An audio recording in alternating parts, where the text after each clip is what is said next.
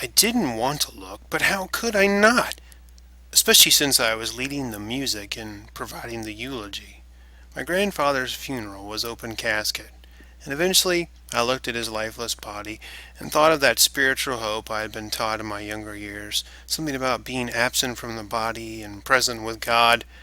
Of course, life and death is hard to take in, because the body's built to be active, give physical evidence to our existence, not to be lifeless and without heart. When it comes to the body paragraphs of an essay, they act much the same way. They are the life of the paper. They give reason and evidence for the existence of the paper and the thought and the thesis as a whole. They certainly should not be lifeless, and definitely are going to do little good if they are mystical and otherworldly, for this is the world of science and of the concrete. Abstractions are welcome, but still you must have living proof. So I say all that to say the body paragraphs are where the greatest ideas of our essays are fleshed out. The body paragraph, to quote Purdue Owl, have four components that make up the acronym TTEB. You can see them here on the screen. The first T is transition. Body paragraph should have a sentence or transition phrase from the last paragraph. The second T is a topic sentence. The E is for evidence, to support the claims within the thesis and the paper. And B is for a brief wrap-up sentence that tells the reader how and why this information supports the paper's thesis. Much like the introduction of the essay, the body paragraphs move from general to specific in that funnel or filter fashion. The transition adds a little extra work, but it's not for nothing. Most writers remember to use transition words such as also and in addition internally, but they forget to use anything between paragraphs. You may have heard the old adage, tell them what you're going to tell them, and then tell them what you told them.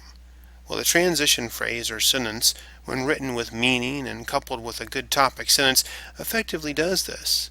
The transition may not appear between the introductory paragraph and the first body paragraph, but it should be between the first and second body paragraphs.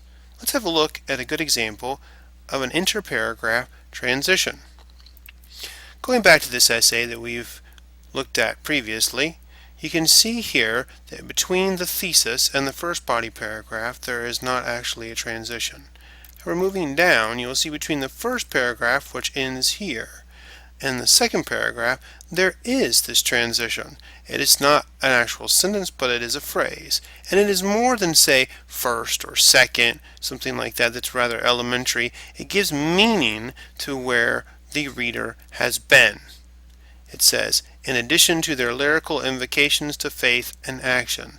This tells us that this previous paragraph was exactly about that. As you can see, it was about spiritual and social concern and things of that nature. Next, we want to talk about the topic sentence, which acts sort of like a thesis for the paragraph, telling the reader what the central focus of the paragraph, not the essay, like the thesis statement is going to be. Remember, if you have a prong thesis, your topic sentence should correspond with the first prong in the thesis. Also remember, the topic sentence does not necessarily have to be the first sentence in a paragraph, but it certainly helps. Let's have a look at the topic sentence in this essay. Looking here at the first body paragraph, we see that the topic sentence, one of the primary reasons for U2's viability as one of America's significant cultural icons, centers around the spiritual and social concern reflected in their music. This does, in fact, correspond with the thesis above, the first prong of the thesis that talks about their music's sense of spirituality and social activism. Again, as mentioned, you will provide for your reader some information about what is to come and what is actually there and what is in the future.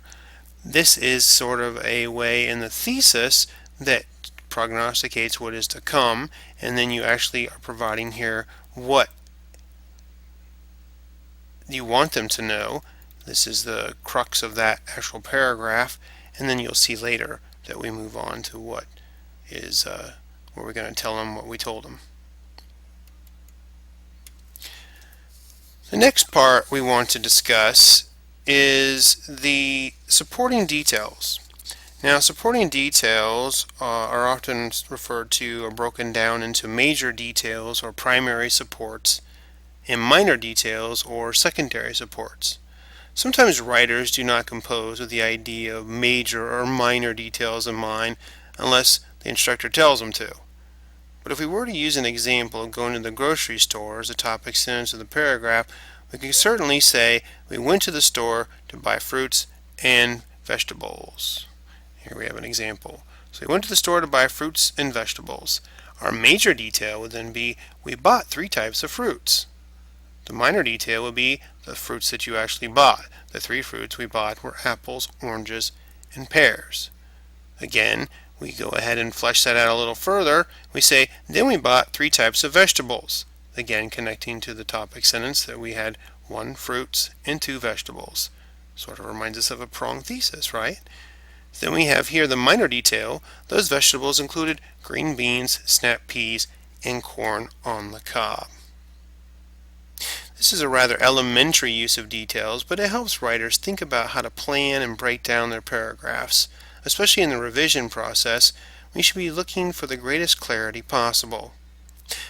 The final component of the body paragraph should be the concluding sentence, or brief wrap-up, which according to the long-used Strunk and White elements of style functions to either emphasize the thought of the topic sentence or state some important consequence. It should never be an aside or a digression. Let's have a look at our example essay. Here we have the topic sentence. One of the primary reasons for U2's viability as one of America's significant cultural icons centers around the spiritual and social concern reflected in their music. Great.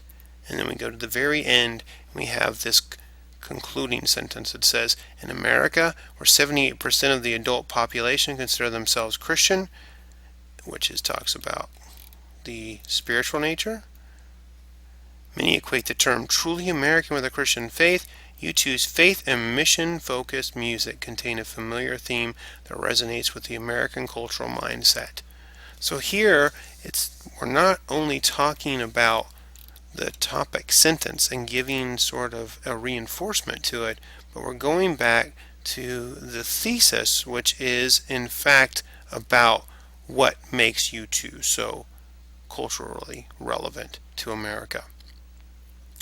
So you've learned about the T-tab of a body paragraph, the transition, topic sentence, evidence, and the brief wrap-up, and this should allow you to now be able to knowledgeably compose much of your essay. So what else can I say but happy writing?